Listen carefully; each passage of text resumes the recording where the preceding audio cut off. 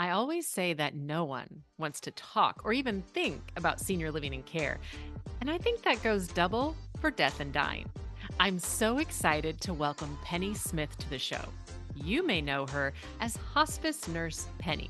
She's a nationally certified hospice and palliative nurse, a BSN RN, and a social media star. But all this really means to Penny is that she's hopefully dispelling the mysteries around dying and the stigma of hospice. I'm your host, Valerie Lynn, and I was so excited to have Penny on the show to help the many families who are really confused about hospice. Little did I know how much Penny would help me.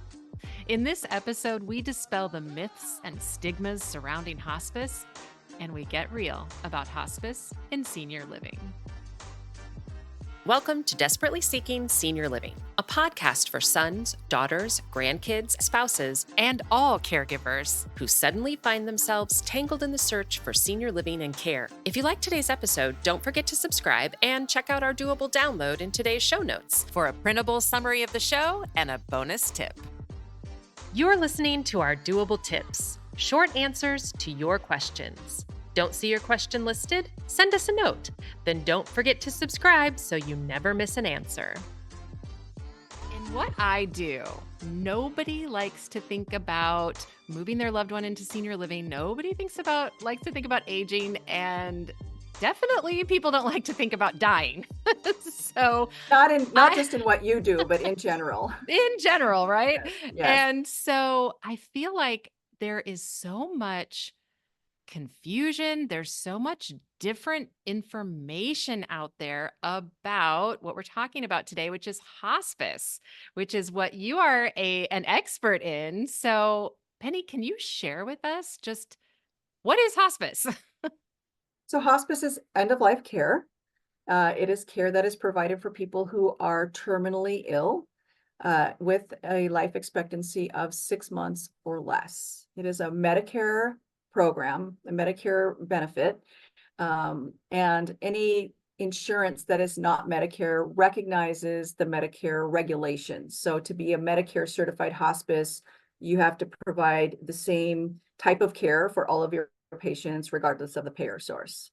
So it is it's a Medicare program, but other insurances will also cover hospice for people.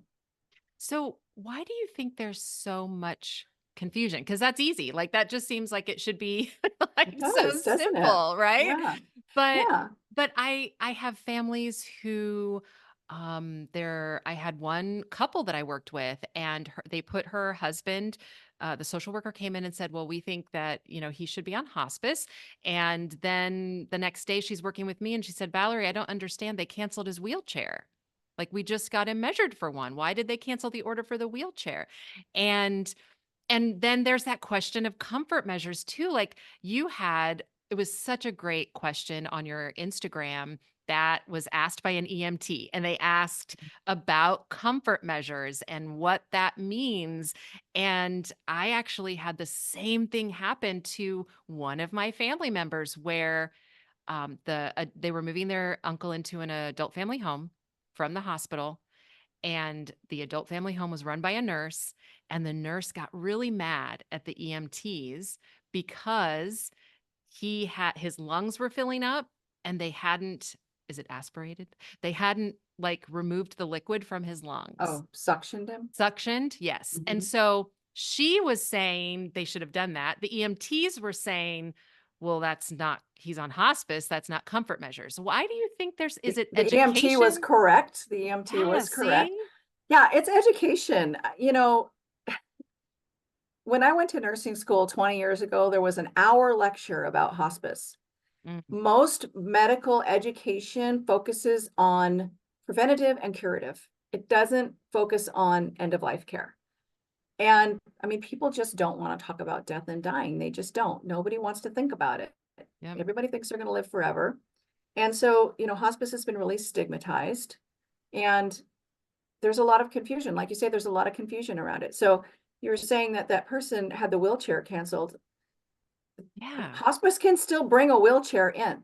What typically will happen is if a person is maybe on home health or they're in a skilled nursing facility and they're going to have a wheelchair, the durable medical equipment may be different than what the hospice is going to use. And the hospice will cover the wheelchair. Hospice will cover all of the durable medical equipment. And so the hospice will say, Oh, well, let's cancel the wheelchair, we'll get another one. But also, it depends on what's going on with the person. mm, A lot of times when somebody is, especially in a skilled nursing facility, it's all about get them up, get them dressed, get them bed. You know, they get them up, get them up, get them up. Well, when a person is on hospice, then they're spending more time sleeping. They're spending more time in mm, bed. They're spending less time eating. And sometimes it doesn't benefit them to get them up in a wheelchair. So yeah, we're going to evaluate, is that what's right for this person? Should they still be getting up into a wheelchair? mm, We can have an occupational therapist go in and evaluate the person and see, what is the best type of durable medical equipment for them.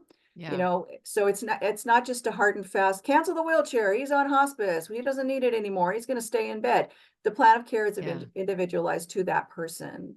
So, the Should be. Yeah, I guess. absolute, yeah, I mean, that is a Medicare requirement, like Right. hospice is very, the Medicare hospice program is very prescribed as far as Mm, the things that we can and can't do. We have to have a quality reporting program.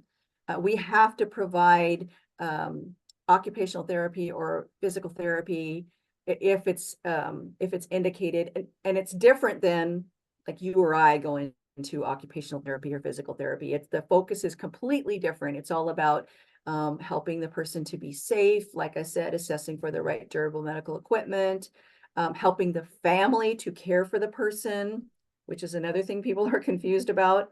Most people who are on hospice are in their own home and their family are their caregivers. Hospice does not do 24/7 care. yes, that's We don't right. do that. Yeah, We don't. So yeah, so it's very challenging because, if you have an 86-year-old patient who is on hospice and his wife is 86 years old, you have somebody elderly taking care of a person who's sick enough to be dying, and it's yeah, very, very hard for them. yeah. Um, That's a really, great point because where I run into that is families go, "Well, why are we paying so much money to the adult family home? My mom's going on hospice." And they just don't understand at all how it works. Yeah. yeah, because hospice doesn't pay for room and board. It doesn't And pay and for they're room and not there board. 24/7. They're just coming in to check and like you said, they're, bringing those supplies and things like that. But I whose job is it to educate the families? Like who should be telling them these things? Is Well, it us? it's, Is I it you? mean, yeah. Yeah, I mean, it's really up to the hospice agency.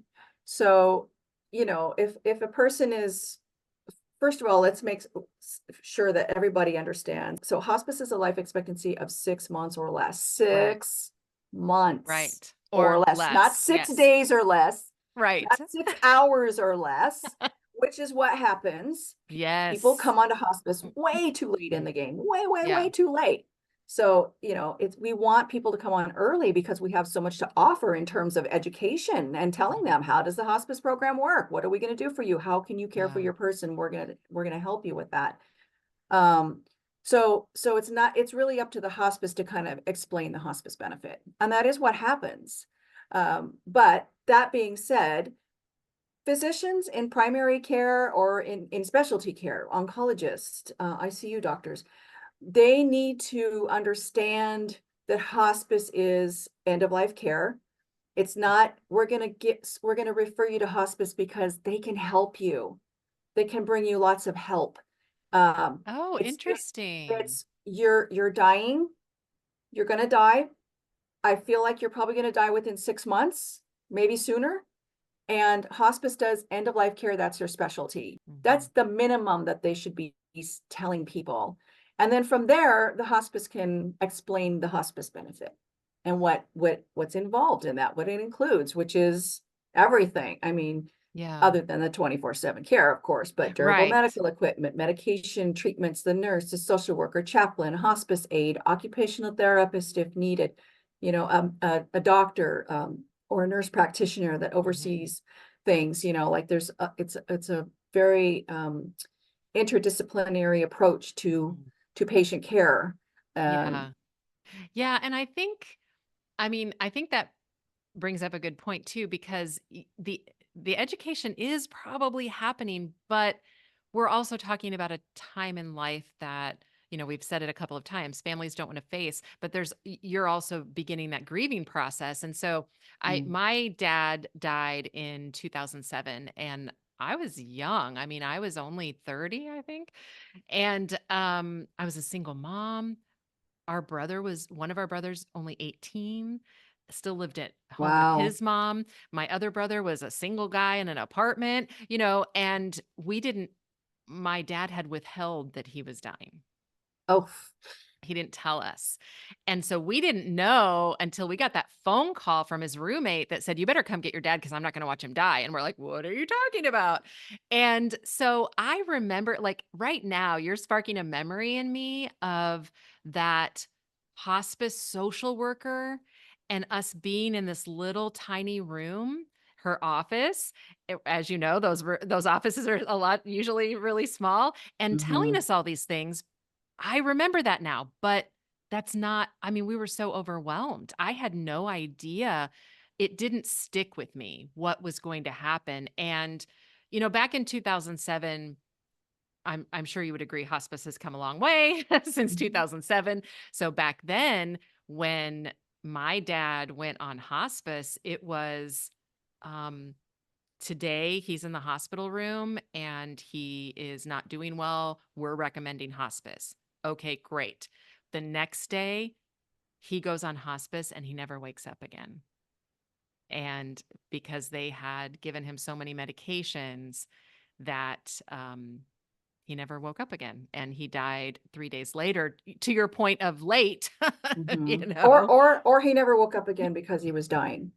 So, See, yeah. And that's the space that I think mhm. is so tough, Yeah, right? yeah, yeah, and that's another reason why hospice is really stigmatized because they think we give them morphine, they fall asleep, they never wake up, we just killed them.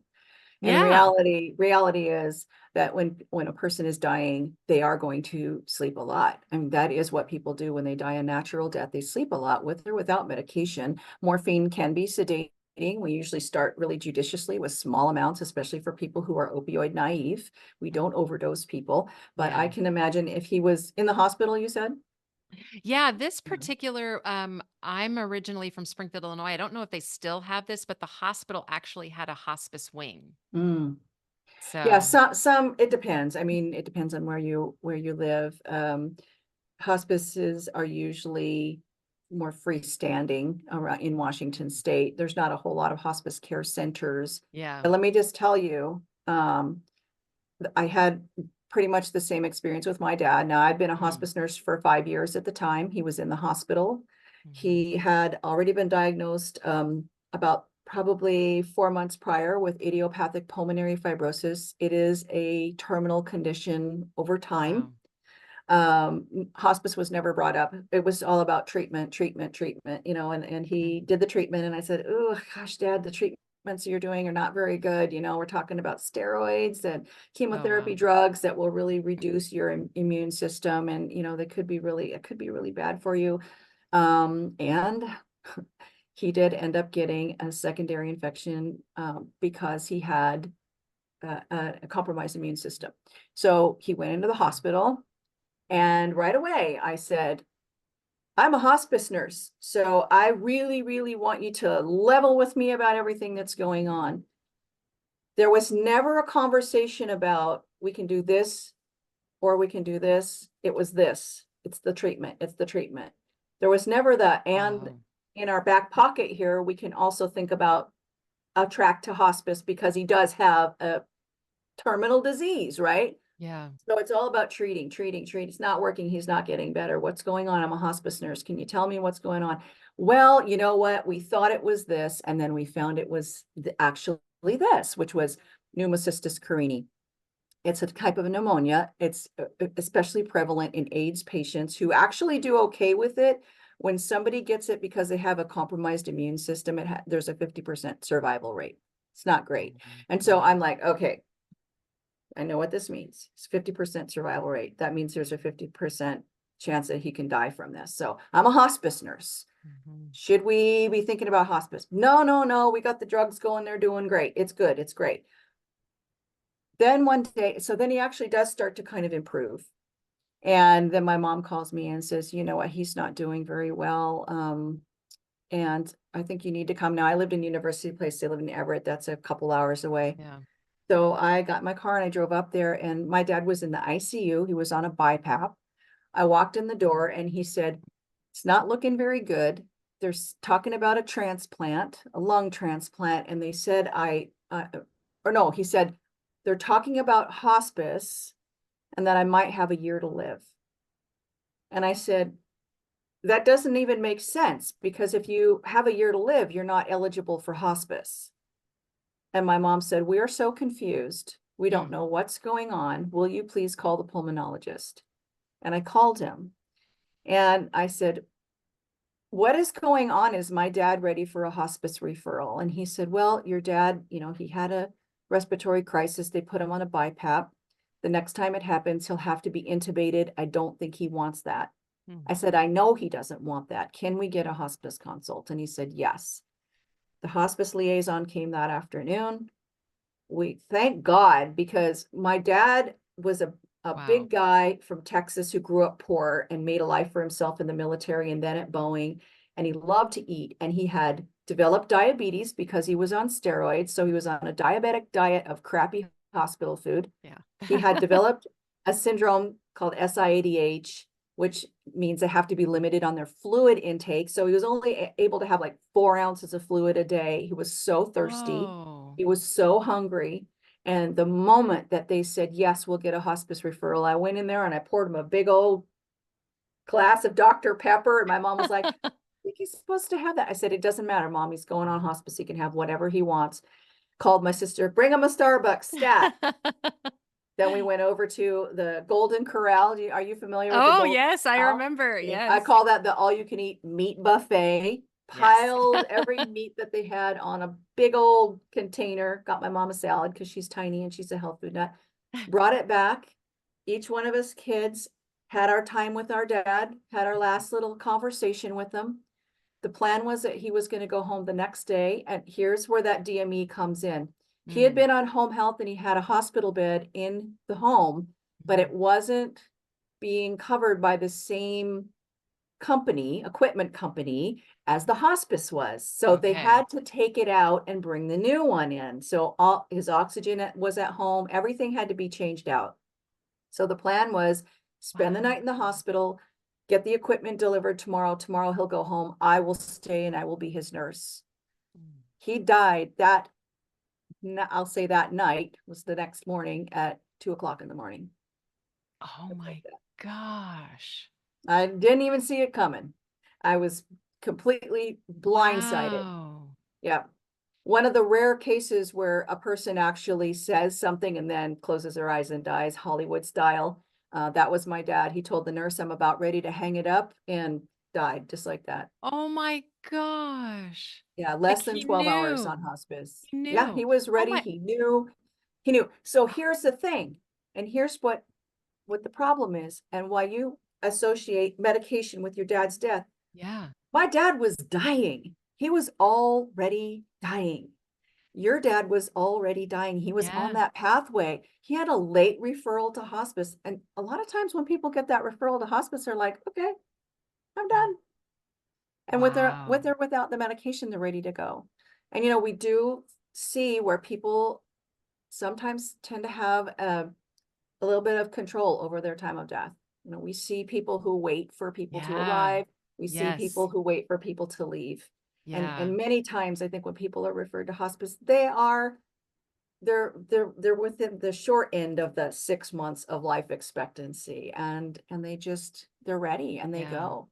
And the Yeah. medications can be sedating too, but it's Yeah. it's not likely that your dad like died from an overdose of medication. The medication made him comfortable, made him Yeah. sleep, made him able to let go and die. Yeah, and I will say, it wasn't that I thought he died from that overdose. I think it was more just sadness that I didn't know I wasn't gonna get to talk to him again. I Mhm, think that mhm. was the part. Um, because yeah, absolutely, he was dying. Like Mhm. but I think you have. I mean, there's so many important. First of all, I'm so glad your dad got that amazing meal. I'm It was like, awesome. that is amazing. My dad died thinking that the Chicago Cubs won the World Series because they had won the like championship that year. So I think those are just like amazing, wonderful things. And you talked about like that sometimes there's some control. So my dad always like his big fear was dying alone. And so my Mm. brother and I had taken shifts spending our time with him. And when he died, we were both there. And so, So, you and at know, least you knew that. At least you yeah, knew that, right? You had the presence of mind to have some kind of conversation with him. And that is yeah. where people miss out. And so I Mhm, started my hospice career in University Place at the Hospice Care Center. I mhm, don't know if you're familiar with it. mhm. That's where I started my hospice career. Yeah. And I would talk to people who lived in other states, and they would say, I'm just trying to figure out when is the best time that I should come. And I would say, your person has a life expectancy of 6 months or less, or less. I want to emphasize the or less. And Yeah. especially if they're in a hospice care center, there's a big or less because usually that's very close to the end of life when they're that sick that they're going to a hospice care center. Yeah. Like now is the time. Now is the time to come and see your person. Now is the time to say goodbye and have your last conversations with them. Don't wait because it's better to have, to tell somebody those things and then they live longer than you expected Mhm. than to have regret that you never said anything. Yeah, I absolutely agree. And I always say that hospice for us was one of those angels because I think that's the other thing that we don't really talk about a lot and that you gave that amazing definition of hospice and that is the definition, but they were also such an amazing support for Mm, us. yes. When we had. And, I always say family dynamics don't go away when we're talking about these situations. And we had an unruly family member, and hospice was like, guys, we can tell them not to come. Yeah. We can make sure they cannot see your dad. And I'm like, oh my God, had no idea. I mean, they were just such a wonderful emotional support as well. And And we yeah, can support that person because they're losing their person who they care about too. And we don't get into the mix of the dynamics and try to fix anything because right. we're there for a short period of time and those things have gone on forever. Like we're just stepping in at the last, but we're able to say, yeah, you can't come and see, but we can support you. Like we can provide grief support services to you too. You know Oh what I my mean? gosh. Let's talk about that for a minute Yeah. because here's what happened, and I honestly don't know if I've talked about this yet, but I won't say which family member, but they were in the hospice room in my dad's ear saying, "Wake up, wake up, wake up." And I'm like, "Oh my God, he's dying. He cannot wake up." Like he is not. I mean, it was so, we used to talk about Hollywood. I mean, we all want to go peacefully. We all have these like Mhm. visions of a peaceful death. This was not peaceful at all. And so that was the reason. So that is such a great question because I don't know that we shared with the hospice staff why we didn't want her there. And so that could have been maybe a missed opportunity. Maybe they could have said, "Hey, you're not allowed to go in, but would you want to talk to us about this?" Mhm. That's wow, that's so Because you interesting. in your grief were probably unable to process that that was her grief response. Absolutely. Oh gosh, So she absolutely. was in her grief too. Yeah. So, that's when we're Yeah. like, yeah, we're gonna try to take care of everybody because it's not just the patient isn't our only patient. The Mm. family is too. So we Yep. support and we support, as you hopefully know, because bereavement is a part of the Medicare hospice program. That's a requirement that hospice agencies are required to provide bereavement Oh, support for up to a year after the person's death at no wow. charge to the family or whoever it is. Doesn't have to be Mhm. family. It's whoever's close to the person, can get, grief support services for Yeah. no charge. I didn't know that Yeah, was a requirement. it's a requirement. We have to Yeah. offer that. Yep. I loved that too. That was so nice to get those cards. It was so nice to be invited to the memorial service for those that had passed that year. And there were a lot of things. I feel like hospice might need a rebrand, right? Like I mean, and that's what I'm trying to do on Yes, social media. exactly. Exactly. It's like Yeah, hospice and grief support. Like we yeah. are there to support you. So, okay, that leads me to a whole nother subject.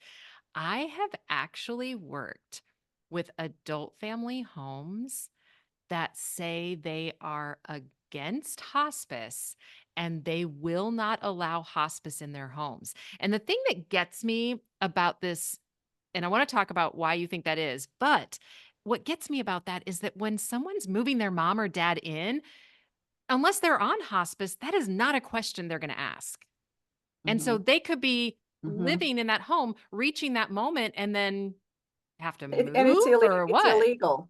That's Oh illegal. gosh, let's talk about it. So, first of all, I didn't know it was illegal. But second of all, why do you think that is? Why are there such strong opinions? Is it because of what I experienced? Like, is it these stigmas that you're talking about? Yeah, yeah. I would say it's stigmas, because are they're getting paid for their patients to be there. And because there is this idea that when a person goes on hospice, they're going to die faster, which they're not. People actually it's been proven through studies that people can live longer when they Mhm. go on hospice. But because, and this is just my opinion, right? Like, I don't Yeah, know if this is right. fact, but that their idea is that if they go on hospice, they're going to die faster. Mhm. They're losing a paying customer. Oh, listen, don't even get me started about I if for our regular listeners, you have heard me say many times that this is a business. Senior Hmm. living is a business. These are companies. And so, yeah, I mean that's a fair point, I think. I think too, I wonder if there are also religious sort of objections and then I don't know. because we have, worked with families as well who are against hospice. And, yeah, and so, I mean, I obviously, it's a personal decision when you're Yeah. facing end of life for sure, but, and at the same time, like I said, like, I am so happy they were there supporting us. Like, it was Well, just yeah. another thing, I mean, I would be wary of, aside from the fact that they just can't do that. If a person wants to elect the hospice benefit, they can, and the adult family home cannot kick them out for that. They can't. There's laws about you should, right? There's laws. You can't just kick somebody out of an No, adult family home. no. But I would be wary of those places because one of the great things about hospice for people who are in facilities is that we have more eyes going in there on that patient. Yes. We have an aide there that can go in there. We have a social worker now, a chaplain, a nurse that's going to go in and make sure that they're being cared for appropriately. So if an adult family home is saying we don't want hospice in here, why don't you? Yeah. What do you have to hide that you don't want the hospice team to see? Yep. You know, I mean, that it's that would true. be a concern that I would have is why are you Yeah. so worried that they're going to be coming in? They're actually going to, Yeah. I mean, I'm actually surprised to hear you say that because my Yeah. agency, I was surprised. the adult family homes that I've worked with, they love us because they get free supplies for the person. We bring them Right? gloves and briefs and yeah, I mean, and they're It's still charging the same amount of money mhm. to the patient. But we're now providing them Yeah, with with the things supplies. that they used to have to buy for them. So on that subject, I actually have I don't know if I've talked about this either. I love our I love our talk today.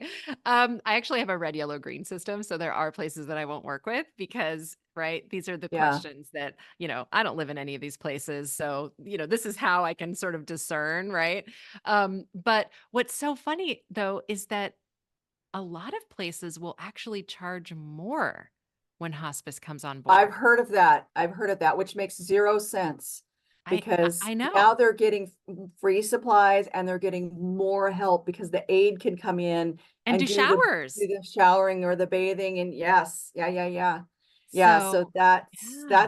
that's that to me is I really don't know. unethical. So here's another thing too. A lot of adult family homes are run by foreign born Absolute owners. we're so diverse. We're so Yeah, yeah. diverse, And so especially I here. think Yeah. culturally, so That's what I was wondering, like, if it yeah, was religious or, yeah, maybe culturally. cultural, they Yeah. may come from somewhere where there isn't any hospice, and all they know about hospice is that people go on hospice and they die, and this is where another kind of myth comes in that hospice causes people to die faster because a Yeah. person comes on to hospice and they die. They come on to hospice because they're dying. They don't die because they came on to hospice. Yeah, So I think exactly. that probably has something to do with it as well. Because I know, I would say most of the adult family homes where I had patients Mhm, were from foreign-born owners, Filipino, Romanian, had a lot of Romanian adult family mhm. homes. All So, I mean, kinds. Yeah, yeah, I don't all know kinds. what the culture is around hospice for them, but I don't know. Well, in the Philippines, I don't think they have hospice. Yeah. That is And such so a yeah, that's such they're a not going to know great about it. question, honestly, because I mean, the caregiving culture, the senior living industry does have a lot of different cultures. And I think part of that is, you mentioned Filipino culture. Oh my gosh, they take care of their own, right? Like, so a Yeah, lot of these yes. cultures are caregiving is something that is ingrained in them. It's something they're Mhm. raised with, intergenerational families and all of that. So they are great caregivers, but that's another great point. And Is that it could be that it cultural too. thing? That and they really, because they are great caregivers, they get very, very close with their residents as if Yeah. they were family, and I think it's like they are the ones who wanna be taking care of those people. I mean, I It's, just say I think it's like an onion. I think there are many, many yeah. layers to why they Yeah. are reticent to have hospice. And I think it's a balance, right? Because a lot of what you have shared today too, families, you're a hospice nurse. Families have no idea what they can ask for, what questions to ask, how to Mhm, advocate. And so I think there is probably, some of the same things that go on with providers where they're like, "Well, how do I care for my client now with this other agency coming in?" So I think there probably is just a lot of confusion, which is what we're talking about. I mean, I feel like that's so much of mhm. what we're talking about. So, okay, how do families advocate once their loved one is on hospice? Or do they? Like, what does that look like? Advocate for. Just whatever it is, like we've talked about the wheelchairs, like you Yeah, talked yeah, yeah. about treatment, treatment, treatment. Like, my dad should have been on hospice by now. Like, how do they Well, manage once they're this? on hospice, they just talk with their hospice team about what their needs are, but to advocate for hospice, if they're not on hospice, they call a hospice agency. This was gonna be my little hot tip. Uh, Ah, I love it. Now I'll have to think of another one. you can self-refer to hospice. Oh, You that's don't such need a a good you tip. do not need a medical provider to refer to hospice. So you can advocate for yourself by going to the Medicare Compare website. I believe it's medicare.gov/compare, but if you I love it. Google Medicare Compare, And you I'll put put a in link. you Yeah, I'll put put in a link in show hospice, notes. you put in your zip code, it will bring up the Medicare certified hospices in your area. You can interview them, you can choose whichever hospice you want. If your provider refers you to a hospice, you don't have to go with that hospice. You can go with a different one. That That was my that next that question. people don't know that. Like, people don't know that you can actually choose whatever hospice you want, and you can interview them, and you can decide who you want, and you can self-refer. You if you Sometimes, people will say, gosh, my dad's 92, he's losing weight, he's really failing, but the doctor's not listening to me when I say, because every time I take him in, he looks fantastic and the doctor doesn't think there's anything wrong. But I see that there's Mhm. something going on with him. You can call hospice. They will evaluate the person and decide if they're eligible for hospice services. So you can Wow. like completely circumvent your provider if you can't get your provider to participate in the hospice referral. And you can also transfer to a different hospice if you're not happy with the one you have. At Wow, I during love each that. benefit period, it's only once during a benefit period that you can do that, but if you sign up Okay. with a hospice and you're not unhappy with them, I always say, like, if you get a team member that you're not gelling with, you don't they're just not doing it for you. Don't like just decide that that hospice agency is no good for you. Call the manager, ask for a different whoever it is, nurse or aide or whatever. Try to work with them first. It's a lot easier to do that than it is to go to another hospice agency and get the durable medical equipment swapped out and a whole new team of people. But if you can't work with a team, if things are not going well, you can find another agency and you can transfer. I absolutely love that. And again, something that families don't realize. And you're sparking like more memories for me because there was a nurse that sometimes you want to go, are you having a bad day? Do you really like your job still? Yeah. And this was that situation. But, we didn't know to talk to a manager. We didn't know to and I think the other point there too is that everyone grieves so differently and so you are going to gel, I think, with one person more than another Mhm. because this you're on your grieving journey at this point, whether it's denial still, which I feel like we were in denial for a long time, or whatever stage you're at, you're going to resonate with someone, one person maybe more than another. So, okay, so families can interview a Mhm. hospice. Mhm. What are some questions that they should be asking? Well, one thing I always say is ask what kind of a hospital bed they're willing to provide because there's the Okay. old-fashioned kind that you have to crank up by hand. And especially if you're elderly, I mean, you don't want to look like Popeye, right? All hospital beds will have the remote that'll raise and lower the head of the bed or the foot of the bed. But when you have to raise the whole height of the bed, which you need to do when you're doing care with a person, Mhm. then having the kind that's fully electric is very helpful Mhm. and asking about what kind of mattress they provide. Do they provide a high quality mattress for them? Um, what kind of support can you expect after hours? Do you, if Oh, that's great. will you, there has to be a nurse available by phone 24/7. That's a regulation by Medicare. But are there nurses that are able to come out at night and see me if something's happening? What about the weekends? What about the holidays? What kind of support can we expect in that way? How often can we expect to see the team? How often can we expect to see the nurse? I've heard people tell me that they said the nurse will only come once a week, or the Yeah, nurse will I or the I hear nurse that will all the only time. come once every 2 weeks. That should never be the answer. The answer should be, it depends on what's going on with the person, Wow. because the plan of care has to be individualized to the person, period. If that person needs a nurse to come out every day, then the nurse is going to need to come out every day. Now, when I say that, we're talking about skilled nursing needs. So it's not like you need a nurse to come out and change a dirty brief, right? Like Yeah. we don't do that. You can't call us and say, "Hey, my dad soiled himself. I need an aide to come over and clean him up." We can't do that. But, definitely it should be as often the person needs us to be there. If there's a lot of education that needs to be done, if there's a lot of symptom management that we need to be assessing and reevaluating, and then we should be coming more often. Um, do you have a contract with a skilled nursing facility for respite care, which is another requirement from Medicare, that respite is a level of care that is required. It's 5 midnights in a skilled nursing facility. Mm. So it's for the family. It is not for the patient. It's for the family.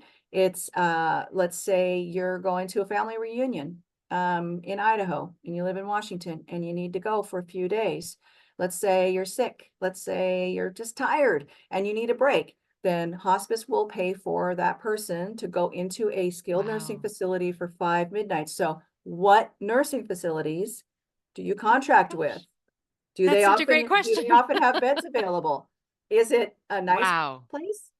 Like you can look into it. If they say, Yes. "Oh, it's this place." Okay, great. I heard some really terrible things about that. Maybe I don't want to go with that hospice agency if that's the only place they contract with. What's going to happen if Wow. my person has symptoms that cannot be managed in the home? One, we Well, can offer continuous care. That's a regulation too. That means a nurse mm, can come in and stay for up to 8 hours, or not up to a minimum of 8 hours, but in 4 hour, 2 hour, 4 hour blocks. It's not mm. all in one. Basically, we come in and we do symptom management. What So it's what would some of those examples be? Okay, so I'll give you an example. I had a patient who was in her 40s who had severe terminal agitation, which happens to people when they're dying sometimes, especially when they're Mm, young. They are like incoherent. They're trying to get up all the time. They're just restless. It's exhausting for the family, and we have to manage them with medication.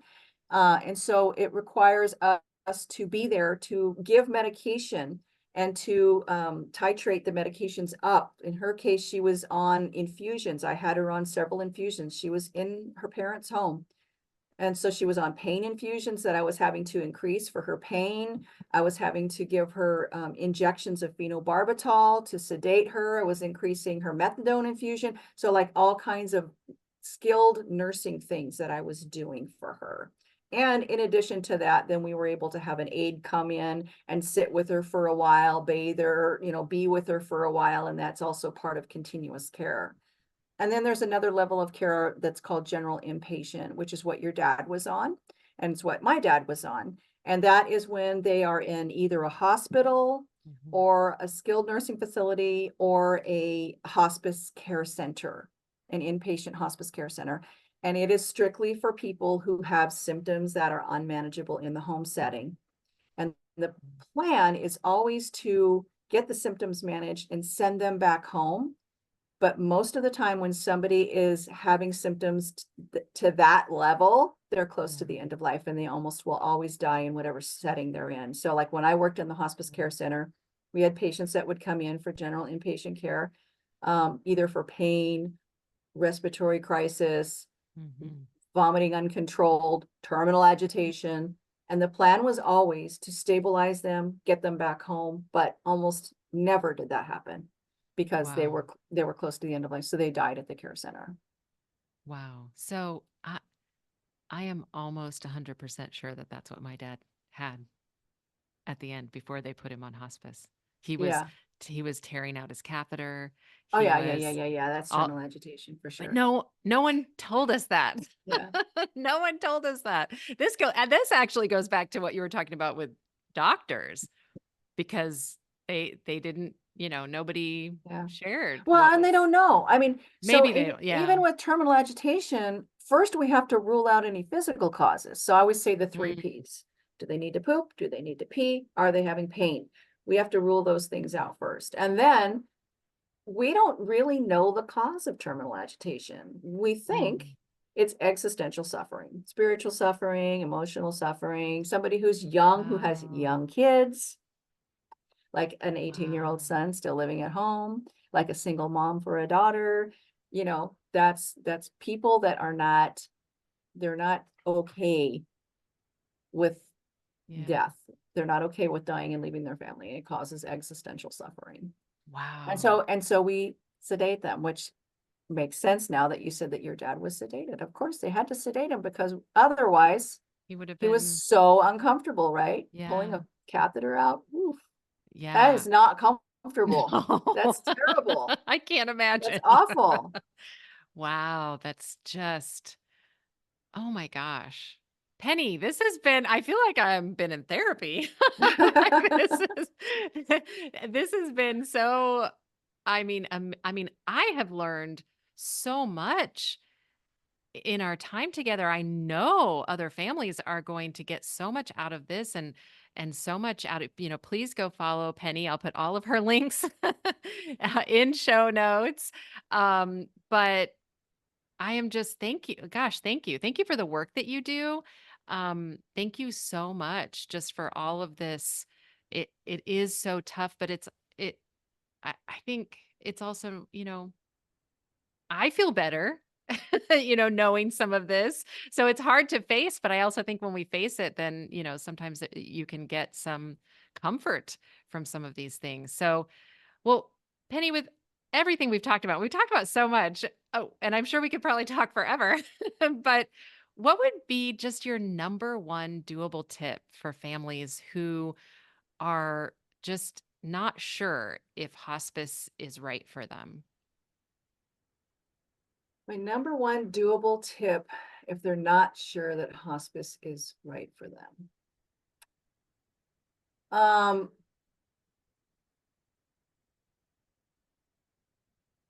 I would say the doable tip is learn more about hospice and ask yourself, why do you think it's not right for you? Ask yourself the question, what am I afraid of?